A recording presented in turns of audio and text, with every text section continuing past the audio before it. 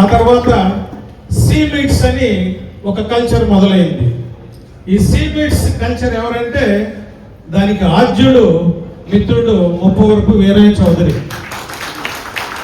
ఎలా ఉండేదంటే ఆ సీమీట్స్ ఆల్మోస్ట్ నేను ప్రతి సీమీట్కి అటెండ్ అయ్యాను.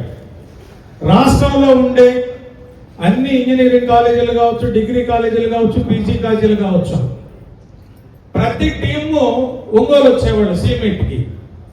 ఎంత గొప్పగా జరిగేదంటే మన ఒక మినీ మహానాడు స్టైల్లో పెట్టాడు వీరయ్య చౌదరి. ఆ టైంలో నేను చాలాసార్లు వీరయ్య చౌదరితో అన్నా, బ్రదర్ నువ్వు జిల్లా స్థాయిలో లేవు, స్టేట్ లెవెల్లో ఉన్నావు, స్టూడెంట్స్ ప్రతినిధిగా నువ్వు చూస్తున్నా కూడా నేను చూసినా కూడా స్టూడెంట్ లాగే ఉన్నావు, స్టూడెంట్ ప్రతినిధిగా రాష్ట్ర స్థాయిలో ఒక మంచి పొజిషన్ నీకు త్వరలో వస్తుందని సరదాగా మాట్లాడుకునే సందర్భంలో అనుకున్నది.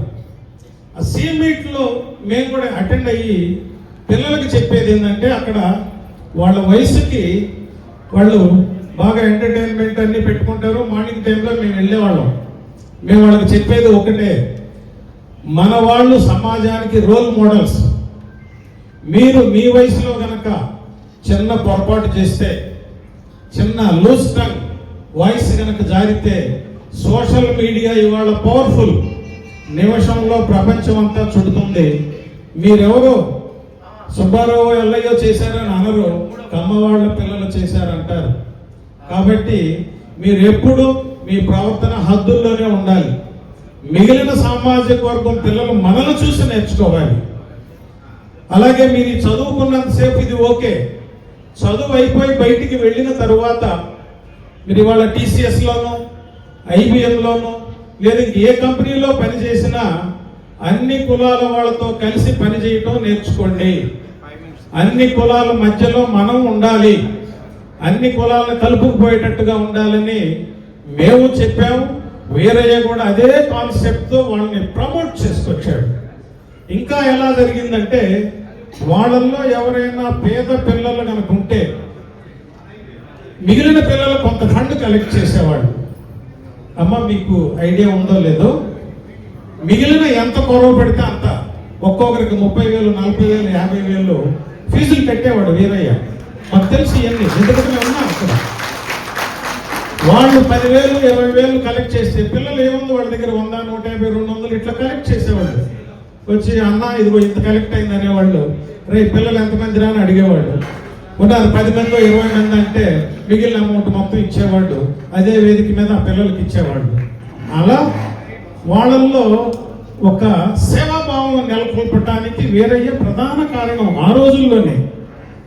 సరే ఆ తర్వాత కొంతకాలం ఆ కార్యక్రమాలు నడిచినాయి. సరే ఆ తర్వాత చనిపోయే ముందు ఒక 10 రోజుల ముందు కూడా మాట్లాడుతున్నాం. మంది ఖాయంగా మనకి సెంట్రల్లో పీడీసీసీ బ్యాంక్ చైర్మన్ అన్న మందని మాట్లాడాడు. చాలా సంతోషంగా ఆ రోజు ఏదో వాళ్ళ అబ్బాయిని గురించి, అంతకుముందు ఎక్కడో జాయిన్ చేసేదాని గురించి, ఎక్కడ కాలేజీలో అయితే బాగుంటాయి అన్న, నువ్వు అన్ని చోట్ల తిరుగుతూ ఉంటావు కదా, అబ్బాయిని చేర్చాలని ఇట్లా చాలాసేపు మాట్లాడుతున్నాం. కానీ ఒక ఉజ్వలమైన భవిష్యత్తు ఉన్న టైంలో ఒక పాశవిక, ఒక అనాగరికమైన చర్యకు గురి కావటం, చనిపోవటం దురదృష్టకరం. సరే ఏది ఏమైనా భగవంతుడి నిర్ణయాన్ని ఎలా ఉంటే అలా మనము తల వంచి నడవాల్సిందే, తప్పదు. వీరయ్య చౌదరి అడుగుజాడల్లో రాజకీయ జీవితంలోకి వచ్చిన సోదరి సుచిత్ర గారికి మనమంతా సపోర్ట్ చేయాలి, మనమంతా అండగా ఉండాలి.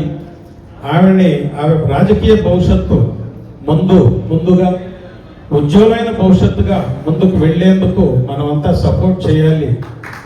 వీరయ్య ఏ స్థాయికి వెళ్ళాడంటే, లోకేష్ గారి కోటరీలో బాగా ఆత్మీయులు అనుకున్న వాళ్ళల్లో ఒకటి స్థాయికి వెళ్ళాడు.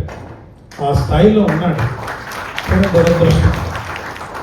ఇలాంటి పరిస్థితుల్లో కాకతీయ సేవా సమాఖ్య సమాజ నిర్మాణంలో మన పాత్ర, మన పెద్దల గతంలో ఎలాంటి పాత్ర పోషించారో అలాంటి పాత్రని వారికి వారసులుగా ఈ సంఘాలన్నీ నిర్వహిస్తూ ముందుకు వెళుతున్నామని చెప్పి మనవి చేస్తూ